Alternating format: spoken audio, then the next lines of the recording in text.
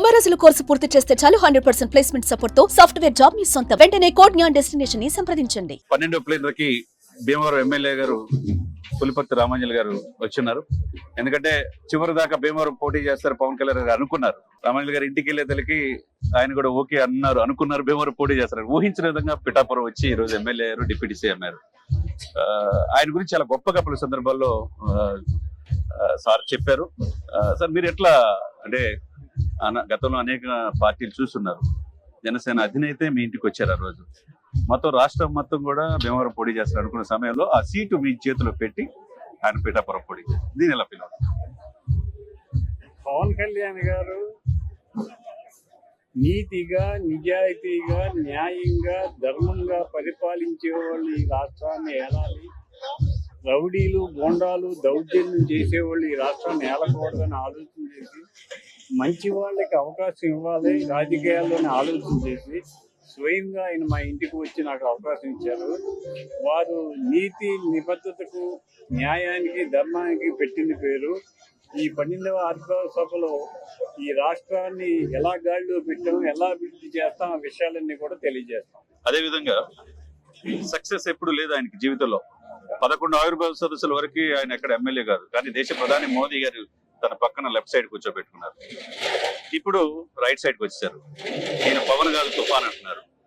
ఆయన ఏమో ఎక్కడ ఎమ్మెల్యే కూడా గెలవాలని అన్నారు. కట్ చేస్తే 21 మంది ఎమ్మెల్యేలు, 2 ఎంపీలే కాకుండా ఈ దేశ ప్రధాని మోదీ గారు కూడా 3వ హ్యాట్రిక్ పిఎం గా అవడానికి కూడా కారణమయ్యారు. ఇంత దూరదృష్టి గల నాయకుడుతో మీరు మీ జర్నీ ఎలా భావిస్తున్నారు? నేను కాంగ్రెస్ పార్టీ తోటి, తెలుగుదేశం పార్టీ తోటి, జనసేన పార్టీతో కూడా ప్రయాణం చేస్తున్నాను.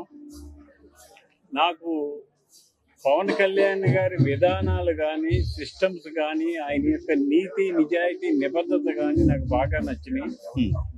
వారు ఏ మాట అంటే ఆ మాట కట్టుబడి ఉంటారు. ఆ మాట నిజాయితీకే మోడీ గారు ఆయన సపోర్ట్ చేశారు. మోడీ గారు ఇష్టపడ్డా కూడా కారణం ఒక నిజాయితీ పరుడు రాజకీయాల్లో ఉన్నాడు, ఇటువంటి వాడిని సపోర్ట్ చేయాలని చెప్పి మోడీ గారు కూడా సపోర్ట్ చేయడం జరిగింది. ఇవాళ కేంద్రాన్ని, రాష్ట్రాన్ని చక్రం తిప్పే నాయకుడు పవన్ కళ్యాణ్. సూపర్. అటువంటి నాయకుడు, ఎందుకంటే 20 మంది ముఖ్యమంత్రులు ఉన్న ఆ సభలో మోదీ గారి చూపంతా పవన్ వైపే ఉంది. అటువంటి 100 కోట్ల మంది ప్రతినిధిగా హిందూ సమాజానికి, హిందూ సనాతన ధర్మ రక్షణ కోసం పవన్ కళ్యాణ్ గారి దేశం చూస్తున్నారు. మరి ఈ రాష్ట్ర సంపద నుంచి ఆయన జాతీయ సంపద అయిపోయాడు. మరి అటువంటి వ్యక్తి భీమవరం 2 జిల్లాల్లో వరాహ యాత్రకు వచ్చినప్పుడు వైసీపీని 0కే పరిమితం చేస్తున్నాడు. నిజంగా ఉభయ గోదావరి జిల్లాలో ఎవరైతే ఎక్కువ మెజార్టీ వస్తే వాళ్ళే అధికారంలో వచ్చేది. నిజంగా 0కే పరిమితం చేసినప్పుడు ఆయన అన్న మాటలకి, అదేవిధంగా తాడేపల్లిగూడెంలో జగన్ నిన్ను అదపాతాలను తొక్కపోతే నా పేరు పవన్ కళ్యాణ్ కాదు, నా పార్టీ జనసేన కాదు అన్నప్పుడు మీరు ఎలా భావించారు? తాడేపల్లిగూడెం సభలో పవన్ కళ్యాణ్ గారికి ఉగ్రరూపం దాల్చారు. ఈ రాష్ట్రాన్ని న్యాయంగా, నీతిగా, నిజాయితీగా పరిపాలించే వాళ్ళకి అవకాశం ఇస్తాము కానీ నీలాంటి దొంగలకు అవకాశము, నిన్ను అధపదాలను తొక్కుతా అన్నారు. ఆ మాట నిలబెట్టుకున్నారు. అదేవిధంగా దాంట్లో సక్సెస్ లో భాగంగా ఇప్పుడు 21 మంది ఎమ్మెల్యేలు, 21 మందికి సీట్లు ఇస్తే 21 మంది గెలవటం, 2 ఎంపీ సీట్లు ఇస్తే 2 ఎంపీలు గెలవటం, ఇది భారతదేశ చరిత్రలో ఎక్కడా లేదు.